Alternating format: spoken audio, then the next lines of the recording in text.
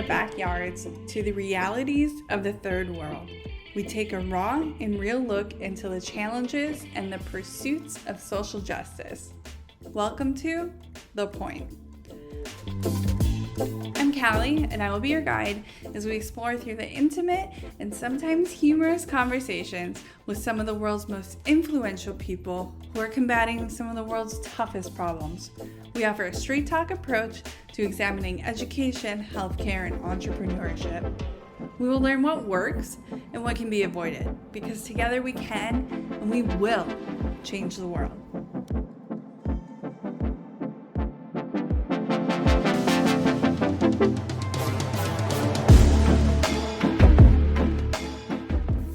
We have a big topic today with our debut episode.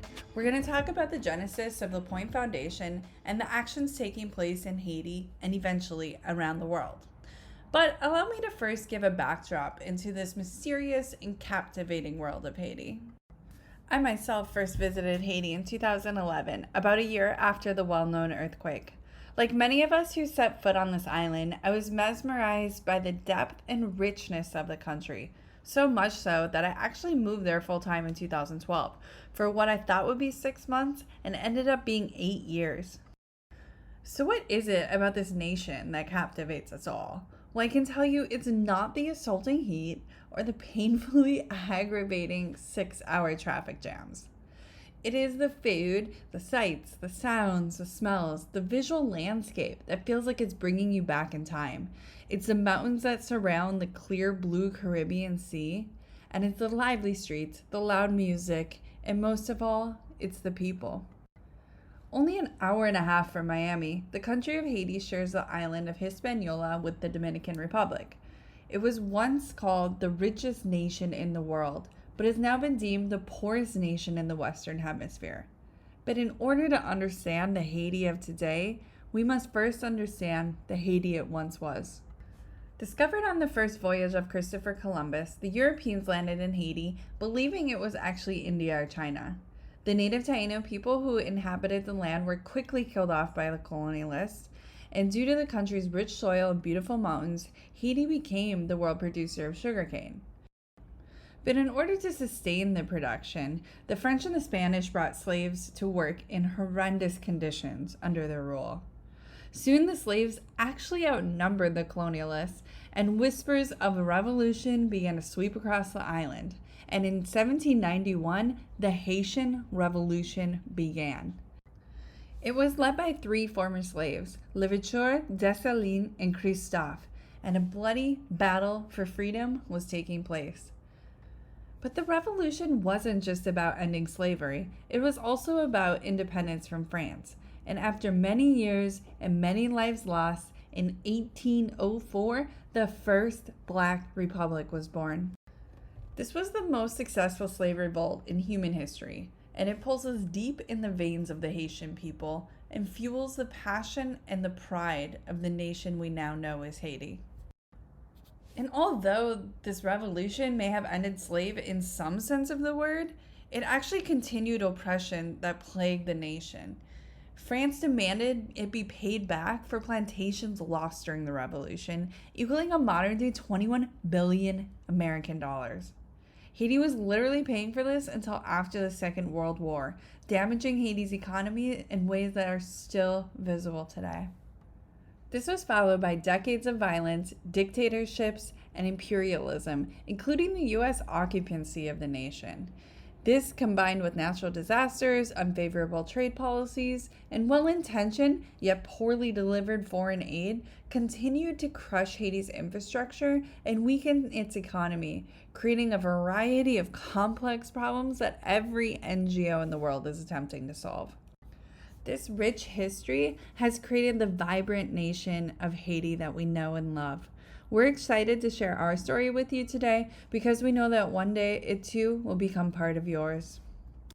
So without further ado, let's welcome Caleb and Charlotte Whitmore, the founders of the Pointe Foundation, to the Pointe podcast. Good morning. So excited to have you on. Charlotte, let's start with you. How did you first get involved in Haiti and eventually start the Pointe Foundation? Our work with Haiti started through Medical Teams International, and my background is an pediatric oncology nurse, and I had been volunteering with medical teams for a long time, back to my early college days, and had always wanted to travel with them, and had kind of signed up for this other trip to go to Guatemala that more or less just fell through. And so then I was trying to figure out, well, I've already taken this time off, and what am I going to do, kind of thing. And I really do want to do this trip. And so we got rerouted to Haiti. The rest of my team that I was going with at that point had fallen apart. Somebody had gotten sick, and somebody was pregnant, and it was just one of those, okay, this is not meant to be, kind of thing. And so when I was headed to Haiti, I had two friends that were working there from nursing school, Lexi and Leeson. And so it was a great opportunity to go and see some buddies and see what they were doing down there, because they were really, invested in that area. And so we were being sent to the northern end of Haiti, this area called Pointe, to work at this hospital called Baraka, which I didn't even have a good idea at that point, how far away that was from Port-au-Prince, which it's quite far. And Port-au-Prince is kind of the main area that you can go into. And so it was a huge learning lesson, surprise moment upon getting there. Yeah, so for me, I was kind of an add-on to Charlotte's medical expertise pursuits, and honestly, a pretty reluctant one at that. This was our first trip there together was in 2013, spring of 2013, and I was nervous about going. I'd had a couple of international short-term high school mission trips to Mexico, which are a thing of their own. Not particularly challenging. I was far more concerned about this, and honestly probably just didn't really want to go, but was curious too. And Charlotte had really challenged me and encouraged me, you need to do this. You need to see what other people are experiencing in other parts of the world. And so, after going through all of my analytical reasons of why maybe this wasn't the best idea, I did acquiesce to going, and was very quickly both overwhelmed, but also kind of learned that all of those reasons can quickly be left behind once you connect with people. And I think that was one of the first things I started noticing, is the people that we were coming in contact with, the doctors at the hospital, the locals.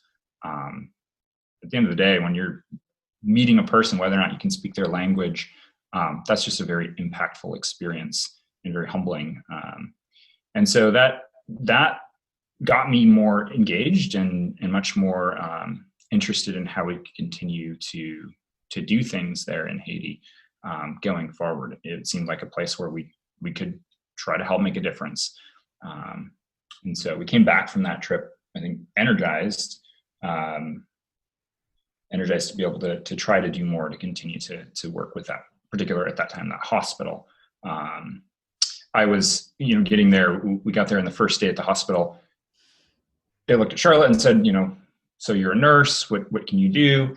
And then they looked to me and they said, so are you a doctor? And I said, no, I don't have any medical skills. And then they kind of were like, oh, well, what can you do? And I said, well, I do computer stuff. And so they put me to work helping with computers and ultrasound machines, which I didn't have any experience with ultrasound machines, but it turns out they're pretty much just computers with specialized sensors.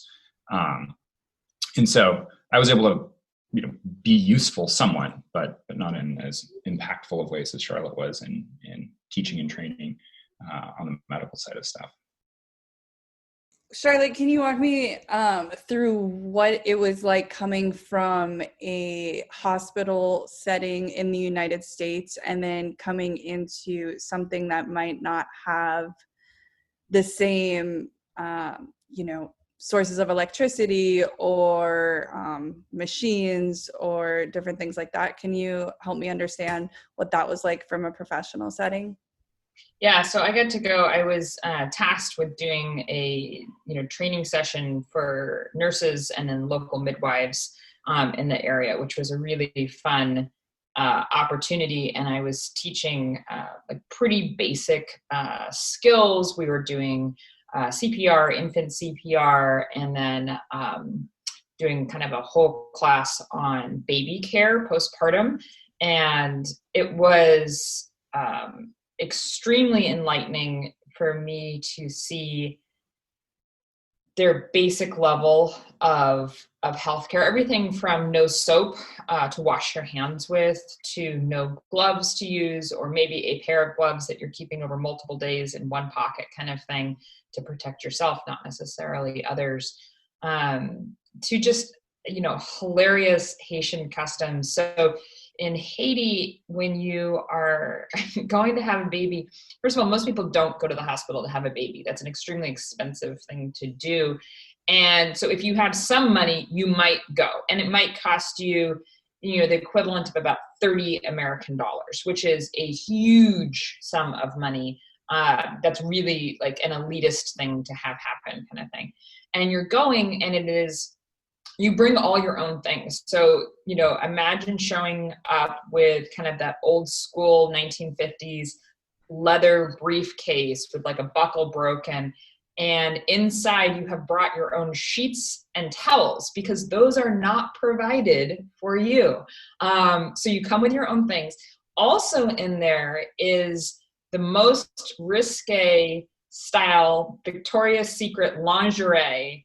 Think poof, think feathers, think lace. And I was so surprised to find out that you dress up to be in the labor ward with the other ladies. And they're all in this lingerie getup that is beyond hilarious. I mean, as an American, that's just not right. You're used to like the blue scrub shirt where you look absolutely hideous.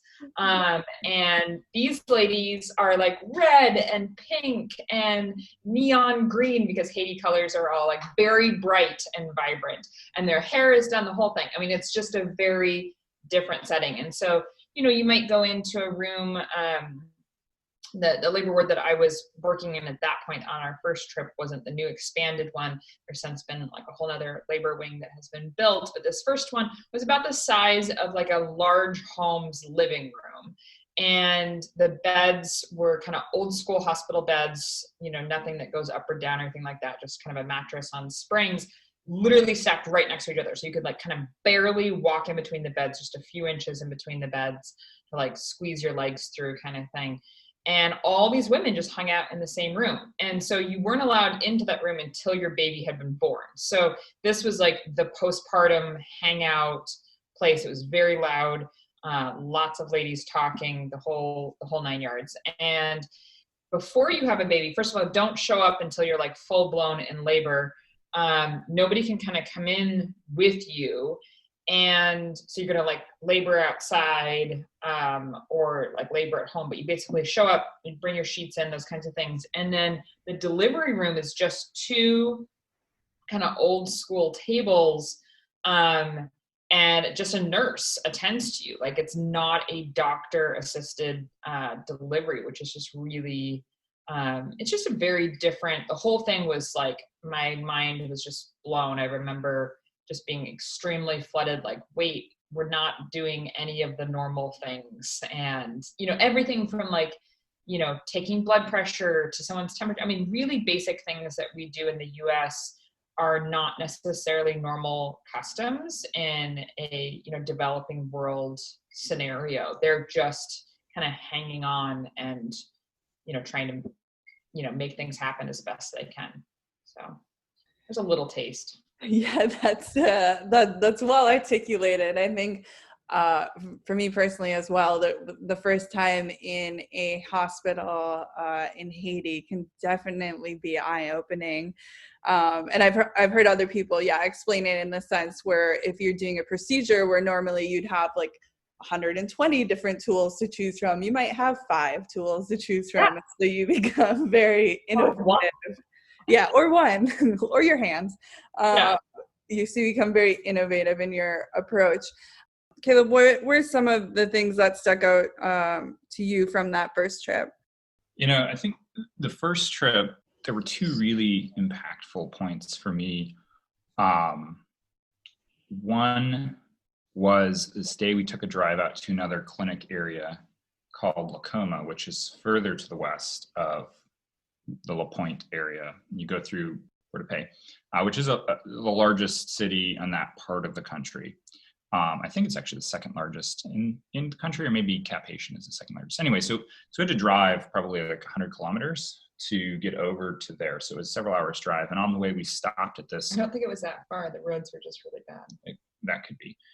We stopped at this little river washout that went out to the sea, right there by La Pointe. And there were women there washing clothes in the creek, and naked little kids playing in the water and bathing, and that just kind of really serenely stuck to me of like, this is people doing life.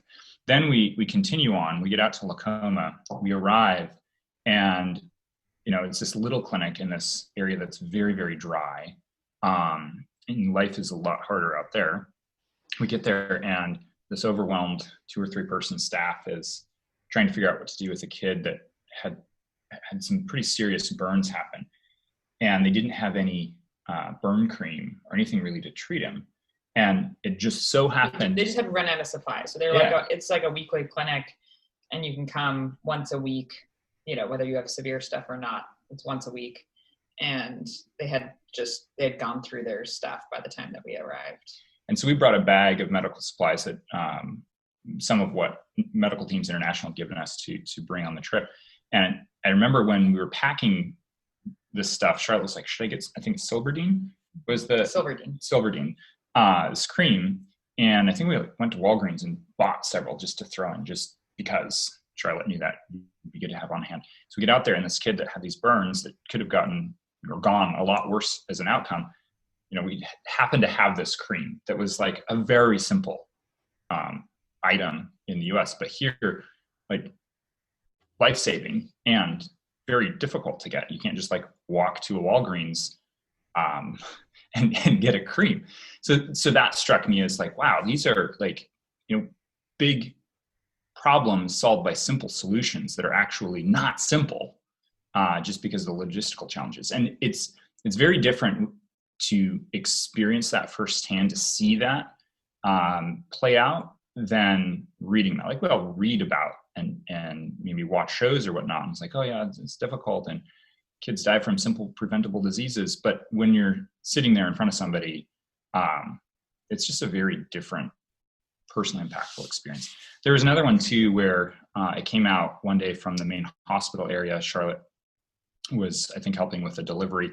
I'd gone over to check in on her, and I walked out, and this old guy with really sunken in cheekbones or cheeks, sign of malnutrition, was out there, and he saw me, and he was in very broken English, Creole, with a few English words would be a better way to say it, trying to ask me for money.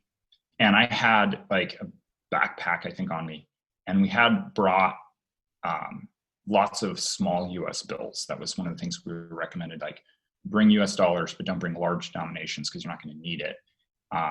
And always, break your money up between areas. So if you get robbed, you're not having all your cash to one. And then don't give money to anybody, because you're going to be asked all the time for money as a white person walking around, but don't give people money, because it can actually turn into a dangerous situation pretty quickly.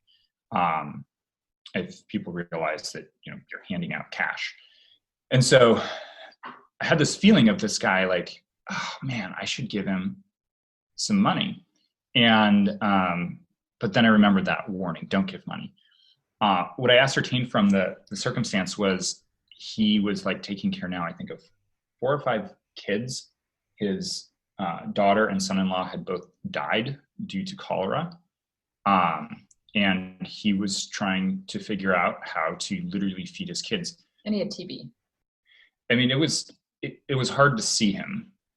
He didn't look healthy and he looked desperate. And I didn't give him money. I walked away feeling very bad. And the next day I was in a room working on trying to repair these ultrasound machines. And outside the window across this little courtyard was this place where the World Food Program hands out rice every day. So people come to the hospital, they check in, they get a card that says you can get rice, and they take that card and then they get a little, couple of scoops worth of rice.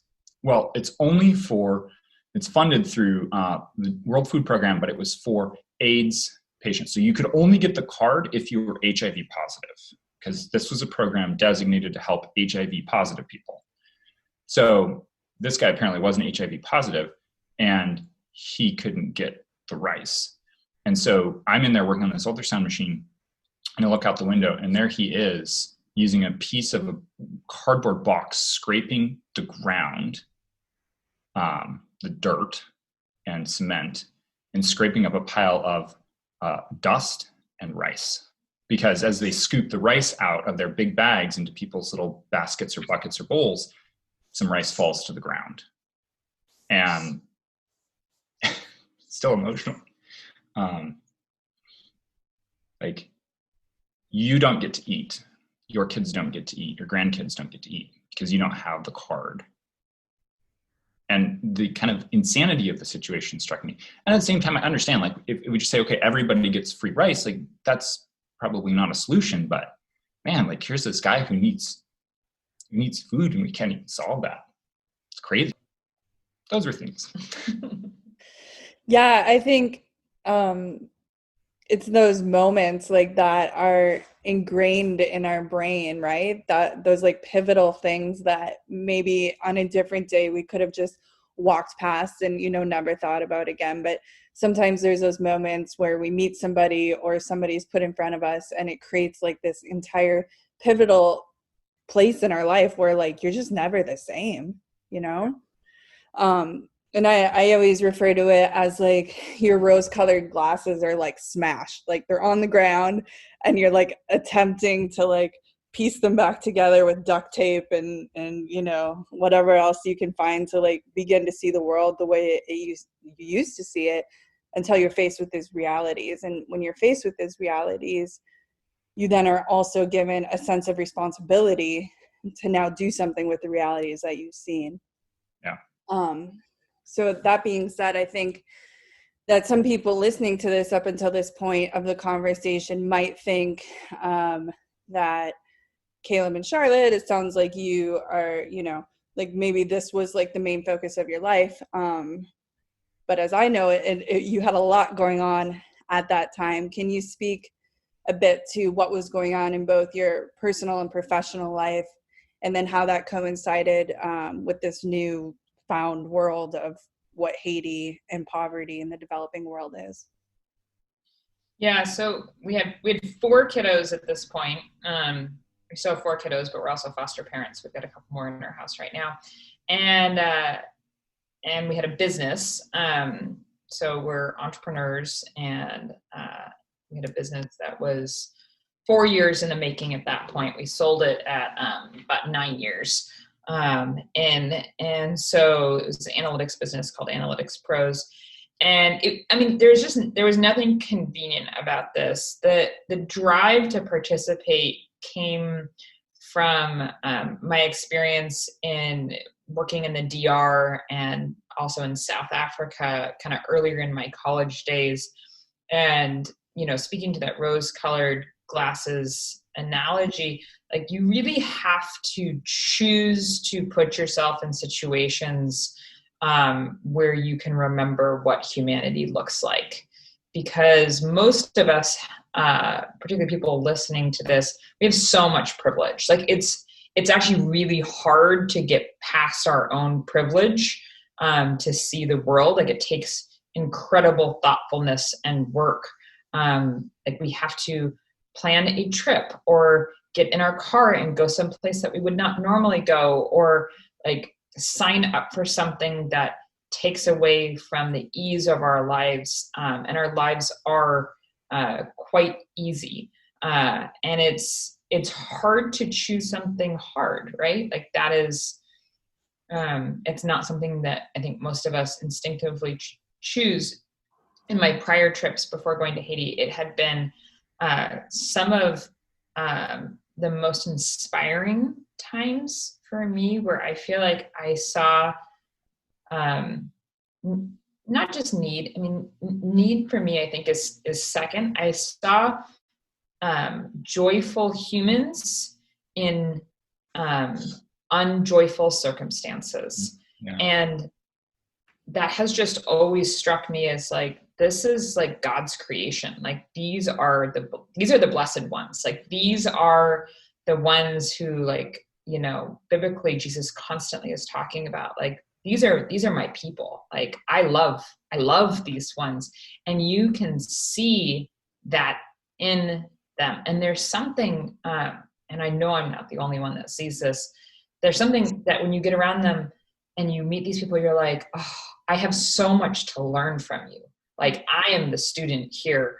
Ultimately, like I'm self-serving in that moment. I'm a white person who is getting a lot from the situation. And so selfishly, I really wanted to go back because I know that and still today, I know that I have so much to learn from other people. I didn't directly answer your question, Callie, actually. Yes, we were very busy. Yes, we took time out. It was totally great and absolutely worth it. And if you're thinking about going to a developing nation and you're scared, you should get over it and go. Yeah. For me, I like I mentioned earlier, gone to Mexico a couple of times in high school with my church youth group, and that was fine and it was what it was. It wasn't like a deeply impactful experience. There were a couple of things on that impacted me, but it very much seemed like we got way more as kids from it than we helped the people we were going to, and that was a kind of a weird equation. But this point in life, with our 4 kids, I think still, let's see, so that would have been 5 and under. Our youngest was 1.5, and our oldest was 4.5. I don't know, don't ask me these something in those lines. So this was a scary prospect to me for both my wife and I to go to this famously impoverished part of the world where there's horrible things like dengue fever and killer mosquitoes that could eat you alive, both of which are true, but survivable. For me, the idea of going away from a business, being disconnected, was terrifying. And here we are with like 20 people on staff, very fast-paced, high-growth technology services business dependent on constant internet connectivity. And I, personally, in my professional journey, was a place where I thought I was way more important than I actually was, would be probably the way to put it, in the business. I was terrified that we'd come back and like the business would just be, in ashes. They did some really great things while we were gone, and I was around less. The team did wonderful things. So that was a learning experience in that alone. The other really interesting thing was, actually I had better internet connectivity in most of Haiti than I had in Seattle. Like we were driving to La Pointe from Port-au-Prince because we weren't driving, we were on a bus. The airplanes weren't running. We got the nice bus, which had air conditioning, and we're driving up there. And I have my laptop and I have a mobile broadband USB stick plugged in. And we're driving along. This is kind of a crazy juxtaposition that is there in other places of the developing world. We're driving along in the bus and we come up to a river. We'd been driving on a national highway, which was about the same as a mediocre grade Forest Service road. If you've ever been on one of those here in the US, not super high quality, not wide paved road. We get up there and we come up to this river, and there is a beautiful, huge cement bridge that looks like, it's somewhere in the US, beautifully engineered. but nobody's driving on it because the river has eroded the ramps to the bridge, because they weren't made out of cement. They were just made out of dirt and gravel, which quickly washed away. So we're there. I'm on my laptop, on my mobile broadband in the middle of nowhere, and the bus starts driving through the river, and the water comes on, when there's that part of the bus where the door opens and you step down a couple of steps, the water came all the way up to like the top step, and I'm getting worried. We're driving through it. I'm on mobile broadband, and we're watching the bridge next door. Looking at the bridge, and I'm docu-signing stuff. We were in the process of buying a house in Seattle. So I'm like literally docu-signing my documents from a bus in the middle of a river in the middle of nowhere, Haiti. And I was like, okay, I need to get over this fear of not being connected, because clearly I'm, more connected than ever. And that was pretty funny. But for me professionally, like I've been entrepreneurial, but I've never done like actual life-saving work. Being really good at doing Google Analytics doesn't probably save anybody's life. What Charlotte does as a medical professional, or did at the time as a medical professional, like truly, literally saves lives. And, for me, going there on this trip was humbling in that I realized, all right, I'm doing a profession where I can't save people's lives. I'm not much for medical situations, but maybe I could do something still. Maybe I must do something, even though I don't have the personal direct skills. I can't go teach classes. I can't go perform, medical aid. I can't build buildings. I can kind of fix computers, and that's about what I have to contribute. But maybe I could, and actually I think I must, try to do something to help the circumstance, and what could that be? So that, I think, for me, really got me thinking, on the data side of things, which is what I was doing professionally. It's all about understanding people.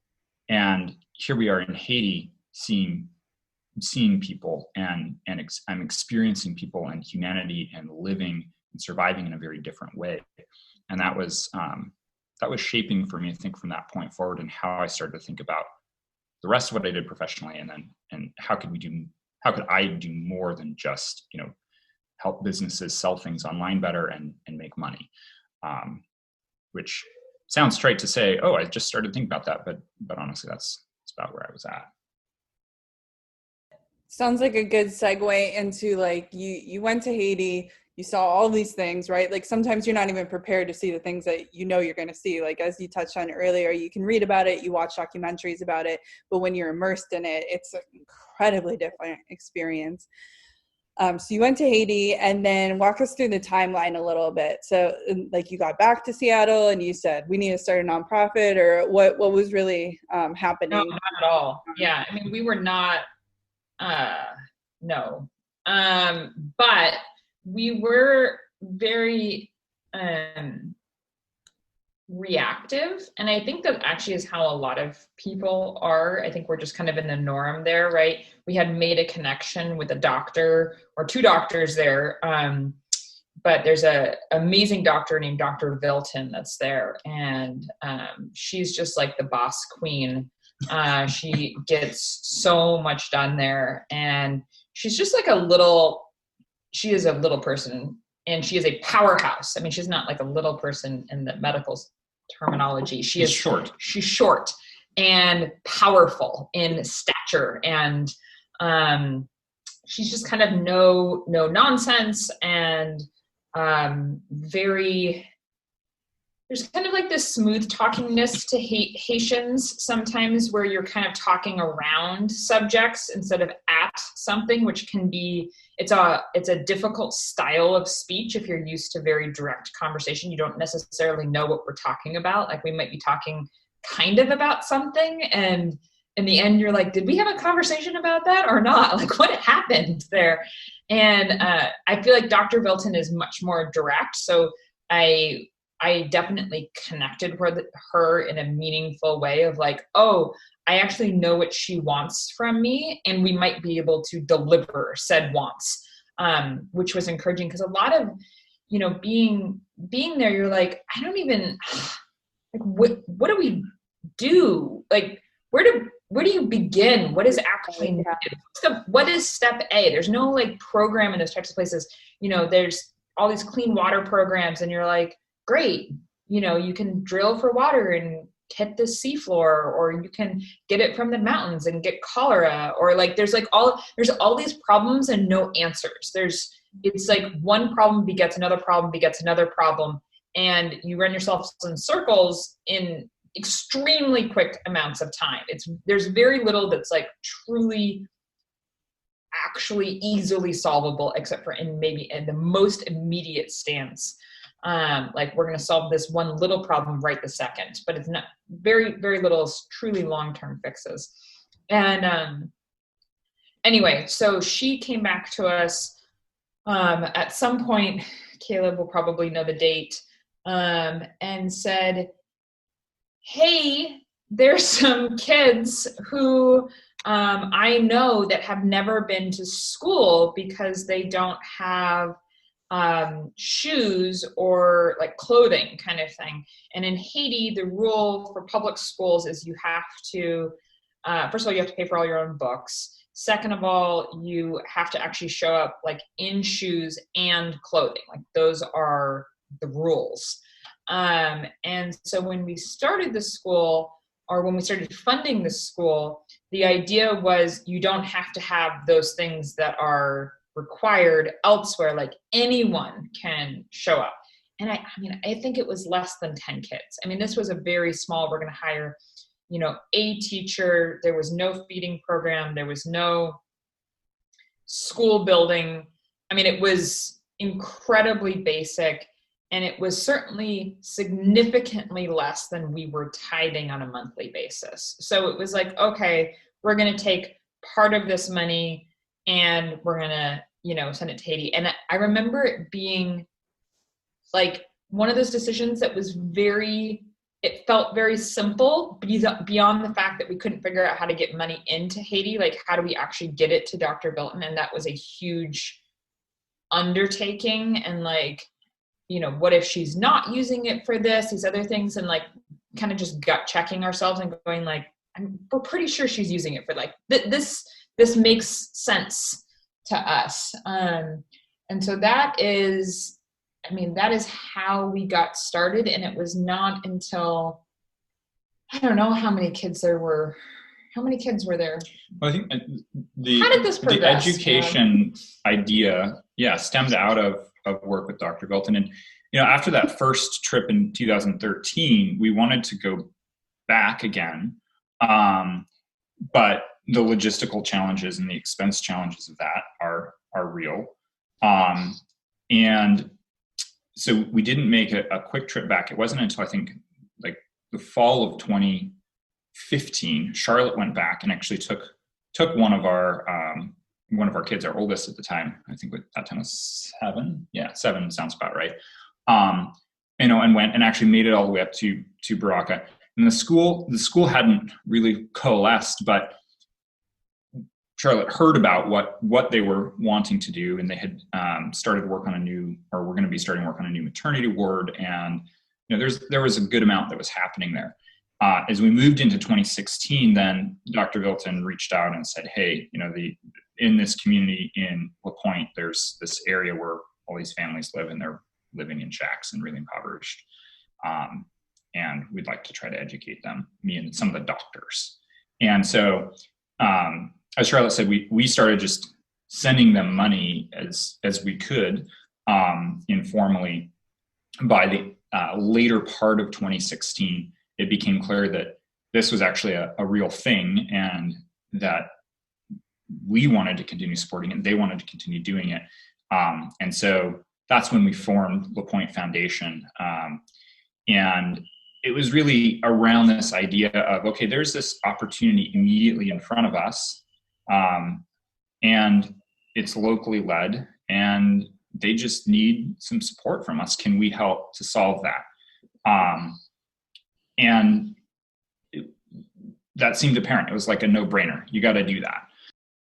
I remember as the school was growing, we kept looking at each other and going, like, when is this too big for us? How do we make it so that this is sustainable? Because it's really important to us that we don't just turn around one day when it's no longer convenient for us, or we've lost our souls and we're like, well, sorry, funds are cut off. And we had watched that happen with MTI. So MTI had cut off Baraka from medical supplies and teaching and training. And it was a huge hit to that population. Like they had been sustaining on that. They were sustaining on donations. And when you have an organization or an area or people that are sustaining on donations, and then that's no longer convenient for the other organization that's providing those, like backfilling that is not easy. It's not easily sustainable. And so it was really important to us that we figure out, how do we approach sustainability that's going to be outside of us, and then continuing to empower the locals there. So it was, I don't remember us ever having different feelings about this, but it has always been extremely important to us that we are listening to the people there and saying, like, what do you need? How can we, aid in your own efforts? Because people who are in extreme situations like this, they actually have a really good idea of what they need. They know their next steps. And as people of, white American privilege, it's really hard, as I said earlier, for us to come up with the next steps because we don't know, like, we don't have any experience in that area. These people actually, like, super smart. They have great experience in this area. And so having that mentality meant that we could trust the people there to make the next decisions. And that was really, I think, pretty huge for us as we were thinking about, like, the school growing and how to support it. It wasn't, okay, we need to bring in a lot more, things from America or people from America to make this, in quotes, better. We need to just support the community and what they're doing and the way that they're doing it. Yeah, the local focus, I think, or the locally led focus and a local solution was one of the things that really struck me about the school that the doctors were starting there, because it was very organic and driven by them. A great way to think about this. Are you bringing a local solution or an outside solution? That I experienced was on that first trip in 2013, and they tell me, here's some computers. Can you fix these computers? And then here's our ultrasound machines. This is a hospital serving like 500,000 people with no imaging technology that was working because their 3 ultrasound machines were all broken. How do you get a broken ultrasound machine the size of a small, slightly smaller than a small car? These are huge machines, all the way to this middle of the nowhere place, Haiti, and then it's not usable. Like, this is kind of just a crazy circumstance.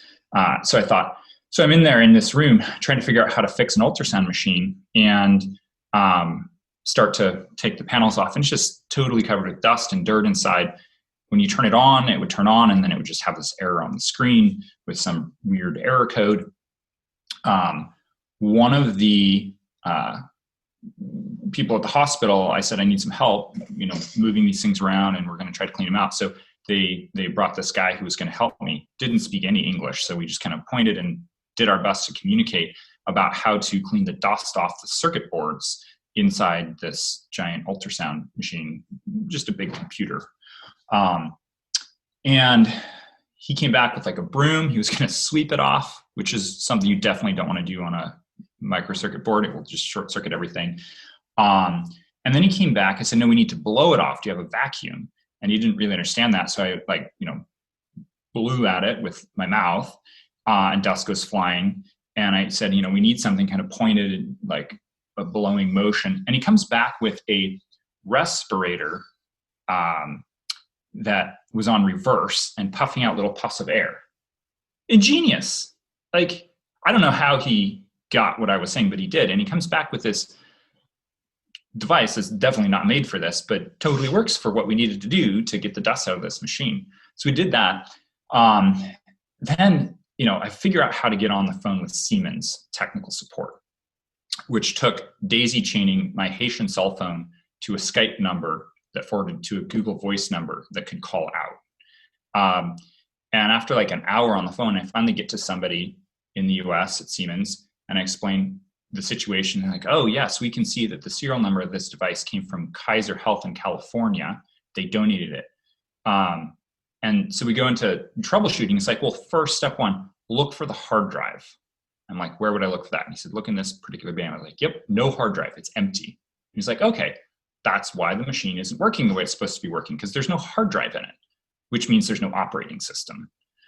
It's like, great, can you send us a hard drive? And he's like, well, we could, but installing the operating system, this isn't like Windows where you put a disk in and you install it. It has to be installed on the hard drive in a special procedure with specialized equipment. And it has to be done on each machine because each machine is unique. So we need a tech person, like a Siemens trained tech person, to go do this. I'm like, okay, how do we get them there? And it's like, well, the nearest person is in the DR, but they can go to Haiti. I'm like, great. How do we get that set up? Goes away, comes back like 20 minutes later. And it's like, you can only go to Port-au-Prince, Haiti, because of security reasons. You can't go all the way north. But if you bring the ultrasound machine to Port-au-Prince, we'll get it fixed in like 12 years.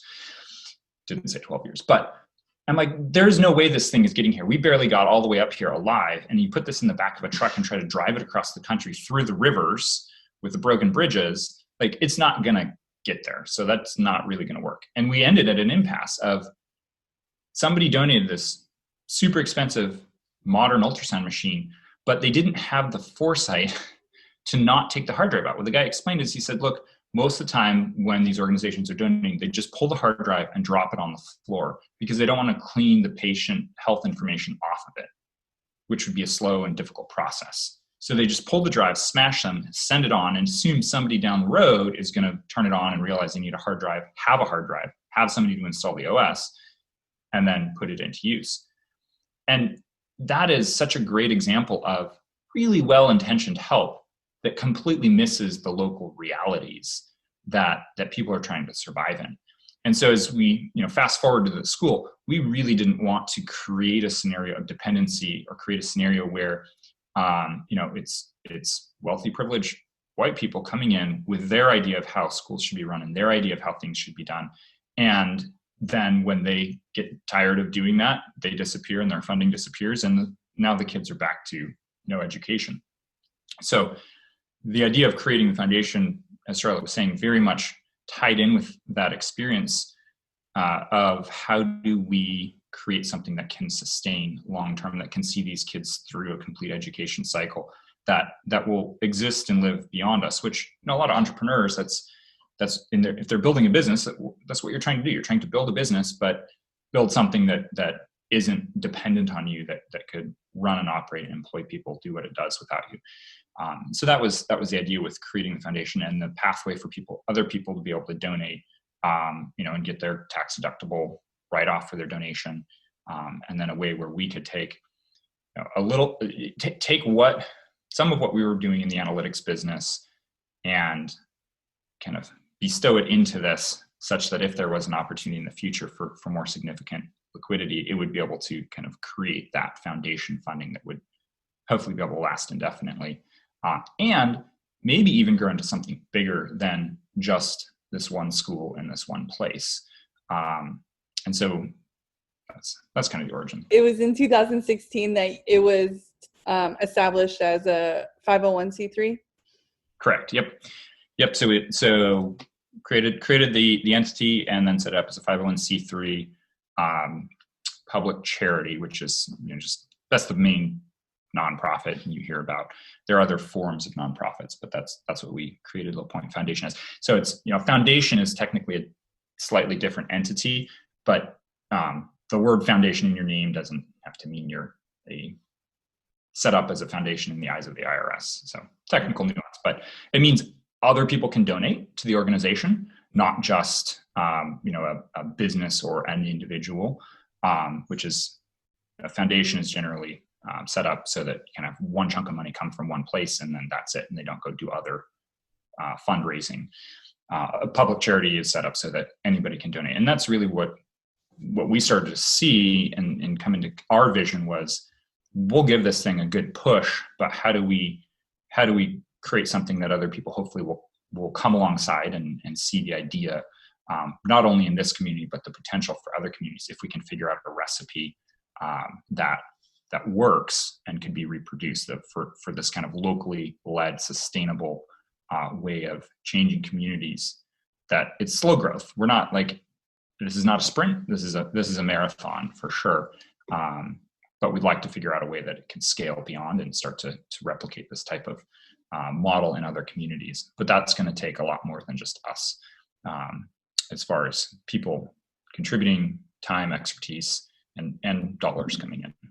And so what are ways that the people listening can get involved in what's happening through the Pointe Foundation? Well, it's, I mean, a simple way is donations, but honestly, we would love any donations that people want to bring financially. But a real challenge that I think we're trying to figure out is, how do we create fundamental change for communities long term? And the largest part of that, I think, is more of a knowledge gap. So, for example, at the school in La Pointe, we've now educated, it's now up to many hundreds of kids.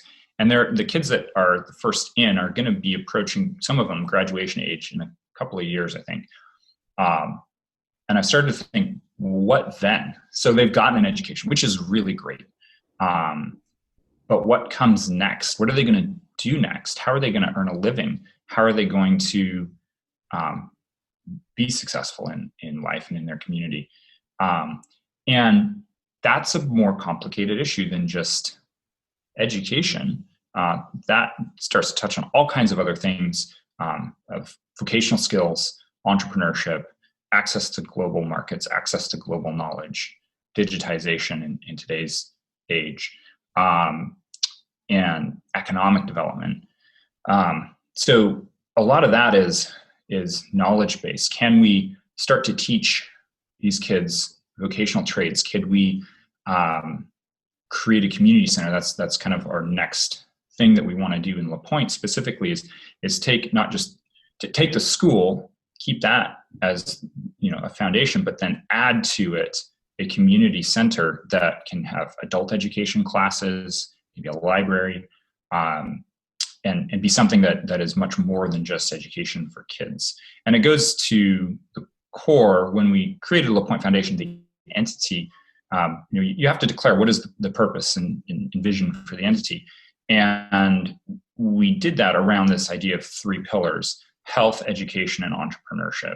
And the idea that if you can solve for needs of health, like people aren't worried about dying tomorrow, check that. So now they can start to think about some longer term things. I mean, food is a real and constant need. Shelter is a real and constant need. But long term, how do you get somebody to move beyond just basic survival? You solve for health, food, and shelter, then education. And then if you've educated them, then what? And that's where we really see entrepreneurship as the answer, whether in Haiti or in the US or anywhere in the world. That entrepreneurial attitude of creating solutions for real world people's needs is a business, and that's how you can build an economy. So we want to touch on all of those areas. And thinking forward to that entrepreneurship piece is going to take not only funding to create infrastructure and support things, but share of knowledge. So that's a very real area where people could also be helpful to what we're doing, is engaging with us and coming alongside and sharing knowledge and ideas. Like, do we have some experts out there that might be listening in agricultural development, micro gardening, or other trades, building, construction, creative trades, things that could be done digitally, which digitally sounds really great, but there is this slight problem of, even if we sent a bunch of computers there, they need electricity, and that's not readily available. So we got to solve for some things upstream before we can go start teaching kids how to, have a digital career when they don't have electricity to power a computer. this is not directly answering your question, which apparently I'm not very good at today, Callie, but honestly, I mean, I feel like the best thing for people to engage is just to engage in your local community. Like, go and figure out an organization that you can support that's serving people that have greater need than you have close to your home, and get to know people. Like, start to build an act of empathy and understanding beyond your own current comfort level, and try and create a habit for yourself of doing that. It's very hard to generously give if you don't thoroughly understand how much need there is out there, and how fortunate we are in the positions that we are at. Most of us have more to give than we're giving. I mean, more to give than we realize. Like, I think that's one of the biggest things I've learned from Charlotte and from my experience going to Haiti those years ago, is I had a lot of ideas about why I couldn't give or do more, or wasn't capable enough, or didn't know enough, or was too scared. The reality is, yeah, it takes some pushing out of your comfort zone, but there's always something that you can do. So get over that. But as Charlotte said, it's going to take probably a firsthand experience. And that doesn't mean you have to fly out to a third world country halfway around the world. Exactly. You can go to pretty much any downtown in any city nowadays in the US and go help people that are not that far away from what people are experiencing. Yeah, engage in an organization that seems to be doing good work, that has a good track record. Learn from other people. You don't have to do it on your own. And become foster parents. We desperately need more of them, in case anybody's wondering. So what is one piece of advice, either from your personal life, working in Haiti, starting a nonprofit? What's one thing you'd want listeners to take with them today? So many amazing people around the world that we haven't met yet. That's Charlotte's. I'm just not answering questions directly. No, I think that's the only thing that came to mind. I don't care. This is what it came to mind. That's a great answer. I'm thinking of like one takeaway. I think from what we've done so far, it is just see the people. When you see the people, for humans, I think it just levels the playing field. When I went to Mexico as a teenager, there was a point we were doing this like craft day for some kids, and this little kid picked up a bead to make a bead bracelet. And this might seem super silly, but it was astonishing to me. Probably kind of horrendous that this is astonishing. He picked up the bead with his fingers over the open sides of the bead, and he couldn't put it onto the string because his fingers were over the holes. So he was able to manipulate this bead in his fingers and turn it so he could put it through, which is a very simple act. But for some white privilege, ridiculous reason, I was astonished this 3 or 4-year-old in Mexico could figure out how to move a bead in their fingers. And that stuck with me as like, I really didn't see people for people. Like, that's a human trait, an ability to manipulate things with their fingers. And it's one thing to hear a story, to see something in the media or read an article or see an ad, and you hear about people who are worse off. But at the end of the day, you've got to see people for humanity. You look them in the eye and have that human connection where no words even need to be spoken. And that, I think, is incredibly life-changing. So if you could do one thing, or one takeaway, is find a time to look somebody in the eye and have that moment of human connection who is struggling. Doesn't mean you have to give the person on the street corner with a sign money, but you could look them in the eye, give them a smile, and show them some human respect. You can still be human and have that human connection. And I think that is so important. If you start there, everything else, I think, lines up in a very different direction. Yeah, that's well said. Well, thank you guys for your time today. Thank you for your transparency and your honesty and your humility. And thank you for allowing me to be part of the Pointe Foundation. I'm super excited for our listeners to hear the story, hear the origin, and I know that they'll find some really creative ways to get plugged in. Thank you, Callie. Thanks for the interview. Thanks so much. We can't wait for you to get involved in what the Pointe Foundation is doing. If something stuck out to you today from the show, feel free to email me directly, callie@thepointefoundation.org. Both Caleb and Charlotte can be found on LinkedIn and Twitter. And as always, all relevant show notes and links can be found at thepointefoundation.org. Thanks again for tuning in, and until next time, keep on fighting for justice.